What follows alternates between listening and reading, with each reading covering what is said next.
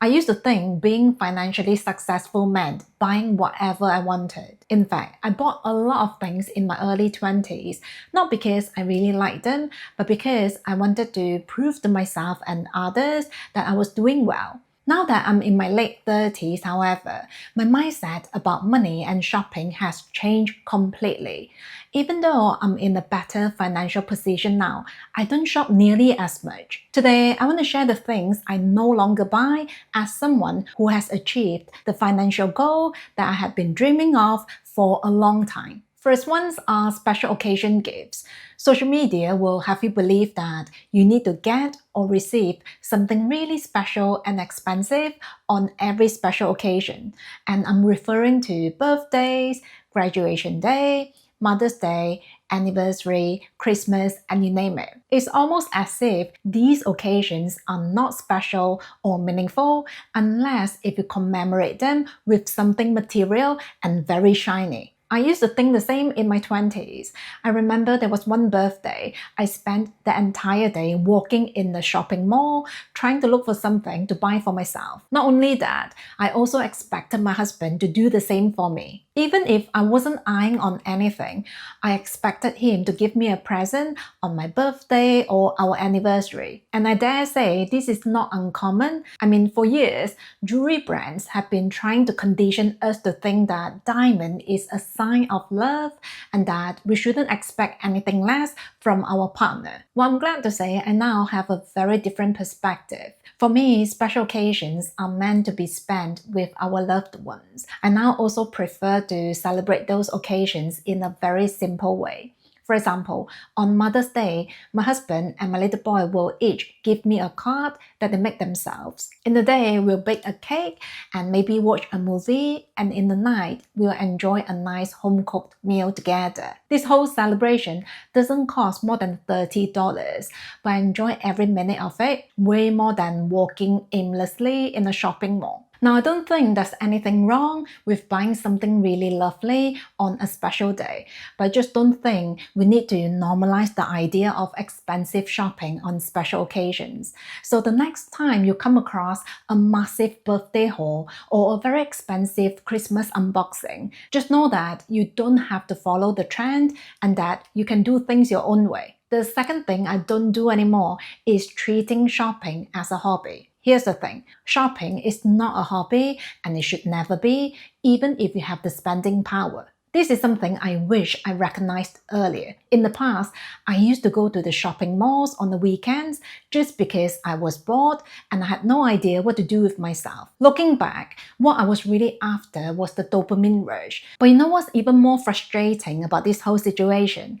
It was actually the fact that I wasted so much of my precious time when instead I could have been doing something more creative, productive, and nourishing for myself. Back in the days when I was really overworked, my husband suggested for me to find a hobby as a means to relax myself, but I was like, I have no time for that. But yet, I would spend whatever time I had browsing shopping websites and doing shopping sprees in the shopping malls. Luckily, over the years, I've found many things that I really enjoy doing, like illustration, reading, journaling, and yoga. So now I no longer seek excitement from shopping. Now I still buy things, but I now see shopping as an act of making my life better and easier rather than a leisure pastime. For example, I buy skincare products because I want to take better care of myself.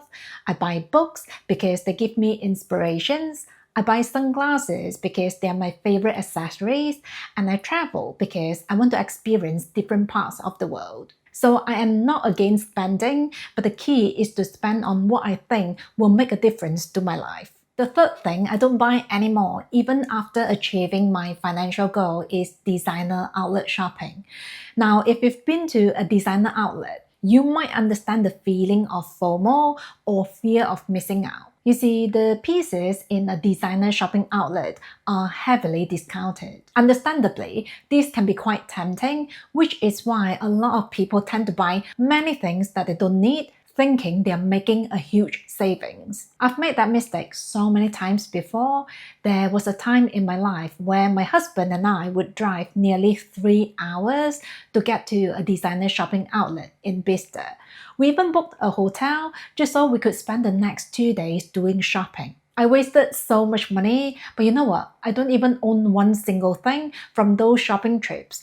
They've either been donated or sold because I never used them. The way I see it now, outlet shopping is very similar in nature to impulse shopping because you go there not knowing what's available, and when you're there, you feel this urgency of making a purchase just to make the trip worth it. In my opinion, it's actually a lot cheaper to pay full price for something that you truly want rather than buying something random in the name of saving. Something else I don't see myself buying again are brand new cars. Now, I bought my Mini about 13 years ago and I intend to drive it to the ground, but it was expensive for what it was. The thing is, the depreciation for cars is unbelievable, especially in the first few years. And for me, that is simply not worth the novelty of driving a brand new car. I do, however, want to point out that I don't get satisfaction from cars and I don't care about impressing other people with what I drive. What more, I'm also not a very good driver, so driving a shiny brand new car actually gives me more anxiety than anything. So for me, I just don't see myself buying brand new cars again. Next ones are high-end designer bags. And hear me out. So I haven't bought a luxury bag in about 6 years and I haven't felt any FOMO. I feel like I'm now at the point of my life where if I don't buy another luxury bag, I'll be absolutely okay. Bear in mind, however, I already have a collection of luxury bags, so that might have affected the way I shop. But then again, having a bag collection doesn't necessarily always make you feel content about what you have. I've spoken about the concept of hedonic adaptation. This basically describes the human's tendency to quickly get used to everything. So for example, let's say you buy a very lovely Birkin bag today. You might feel over the moon for a week or two, but in a few months' time, when that becomes your normal, you won't feel as excited anymore. And soon, you might even start looking for a new purchase. And this happened to me so often in the past. Several years ago, when I was quite addicted to buying luxury handbags, I kept wanting more and more, not because I needed more bags, but because I was more focused on what I didn't have rather than what I did have. This is why your mindset about what you own is so important if you want to spend very intentionally. In my case, I now treat my possessions with a lot more gratitude. The way I see it, they are there to serve me, and I'm very thankful that they still work and that I don't have to spend more money to replace them. This is a very different perspective from constantly wishing for better, shinier, and newer things. And let me tell you, it has made such a difference in the way I spend. Another reason why I haven't been buying high-end luxury bags is because I've been using mid-range luxury bags more and more in the last 2 to 3 years. For me, this is a healthy transition because I'm no longer fixated on the idea of only buying luxury bags from brands like Hermes and Louis Vuitton. Back in the days when I was buying a lot of Hermes pieces, part of me did want to portray a certain image and maybe impress other people with what I put on myself. Whereas now, I want to prioritize myself and I just want to focus on owning practical and wearable pieces that actually work for my everyday life. So those are the bigger purchases that I don't buy anymore, even though I'm more financially stable now than I was in my 20s. But I'm actually really mindful even with the smallest purchases.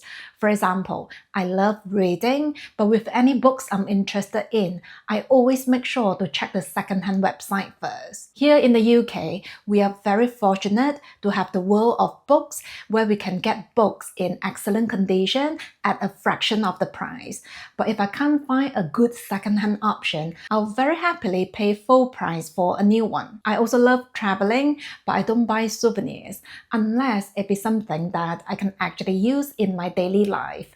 For example, bookmarks and journals. As a family, we don't eat out a lot and I never pay for food delivery like DoorDash, Uber Eats, and so on. For our home, we don't pay for cable TV because we never watch it. I don't upgrade my electronic gadgets unnecessarily, and I never pay for express shipping for anything. To be honest, the list goes on, but let's not make the video too long. Some of you know that for a long time, achieving financial freedom had been my biggest motivation to cut down on my spending. But interestingly, it has now become a second nature for me to spend very carefully. And I very much enjoy this phase of my life where I don't have to seek joy and validation from consumerism. If you're struggling with shopping addiction, I just want you to know that I've been there myself, and I hope my journey will help you make some positive changes. That's it from me today. Thank you for being here. Take care, and I will see you soon.